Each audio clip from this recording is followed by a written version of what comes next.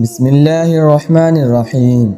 السلام علیکم ناظرین، کیا آپ جانتے ہیں کہ کربلا کے بعد کا سفر کتنا تکلیف زدہ تھا؟ اونٹ پر رسیوں میں بدھی نبی کی نواسیاں، ننگے سر پیاسے بچے اور حضرت زینب رضی اللہ عنہا کی وہ للکار جو یزید کے دربار کو ہلا گئی۔ یہ ویڈیو صرف ایک غم نہیں، ایک انقلاب ہے۔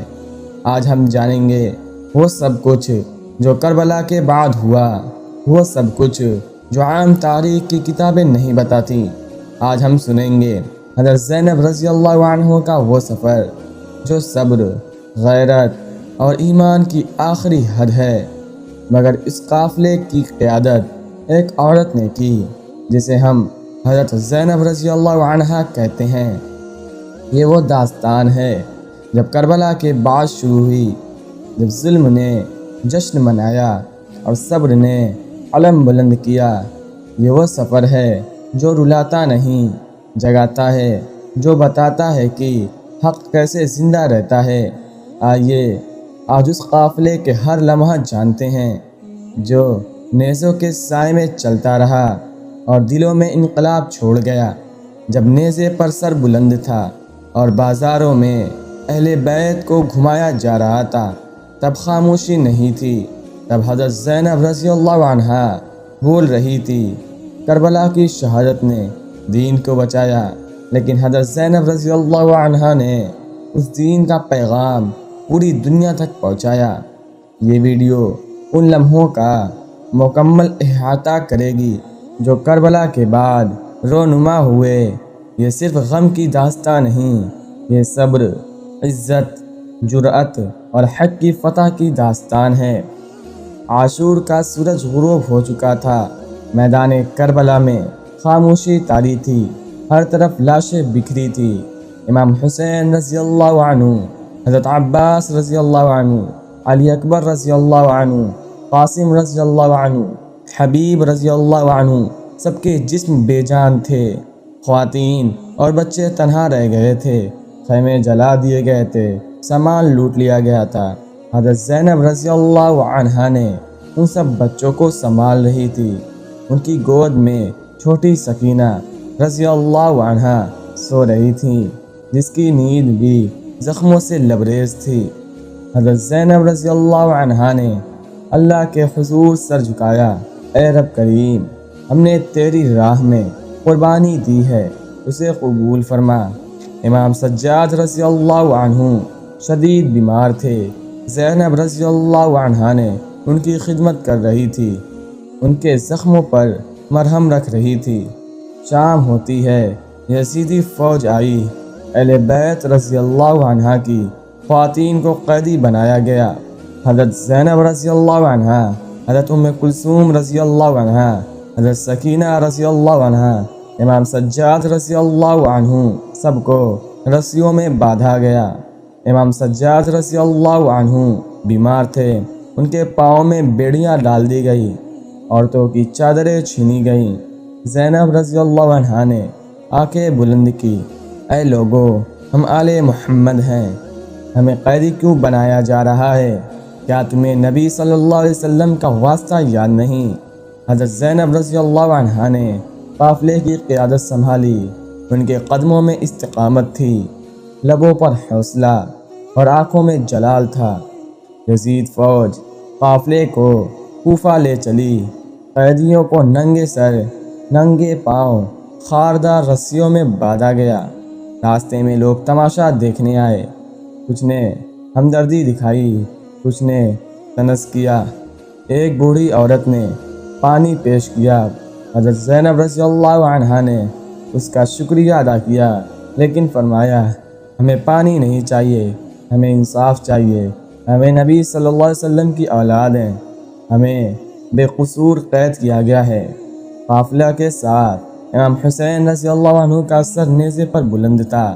جہاں قافلہ جاتا، لوگ پوچھتے، یہ کون ہے؟ جواب ملتا، یہ حسین رضی اللہ عنہ ہیں، یہ نبی کے نواسے ہیں۔ کوفہ کے دروازے پر لوگ جمع تھے، بازار سجے تھے، خوشی منائی جا رہی تھی۔ حضرت زینب رضی اللہ عنہا کے دل پر ایک اور زخم لگا۔ قافلہ ابن زیاد کے دربار میں لایا گیا۔ وہ قہقہے مار رہا تھا۔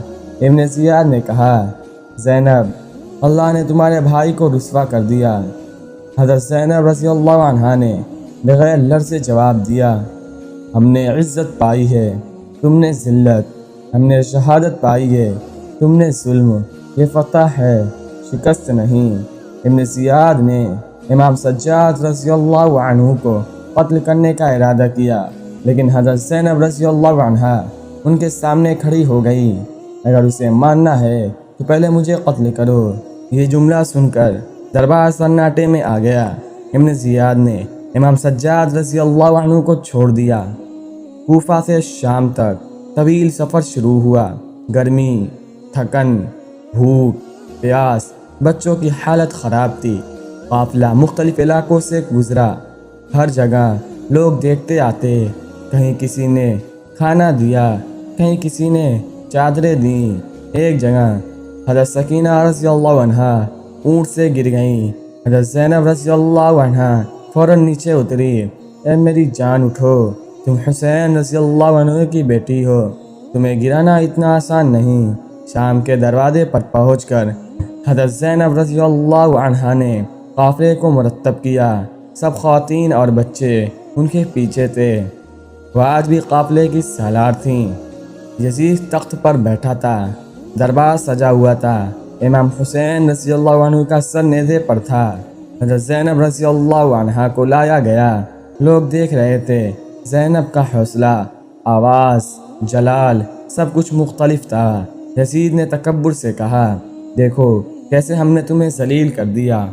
حضرت زینب رضی اللہ عنہا نے فلک شگاف آواز میں فرمایا، اے یزید، تو سمجھتا ہے تو نے ہمیں ذلیل کیا؟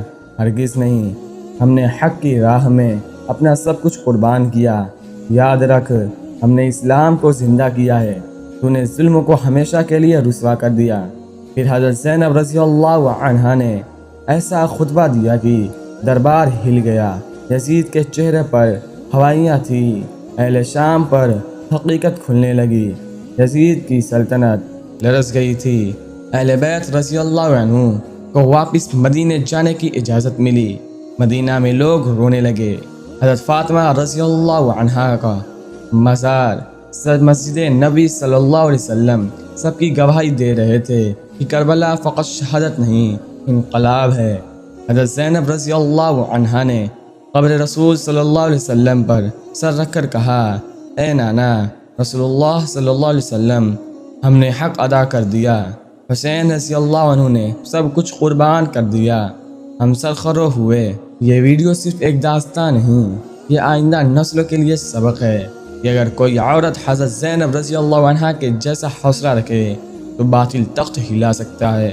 اگر کوئی قوم امام حسین رضی اللہ عنہ کی طرح حق پر ڈٹ جائے تو ظلم کو ہمیشہ کے لیے شکست دی جا سکتی ہے۔ یہی کربلا کا پیغام ہے، یہی زینب رضی اللہ عنہ کی کامیابیاں ہے۔ آمین۔ اگر آپ کو یہ ویڈیو اچھی لگی تو ویڈیو کو لائک اور چینل کو سبسکرائب ضرور کریں۔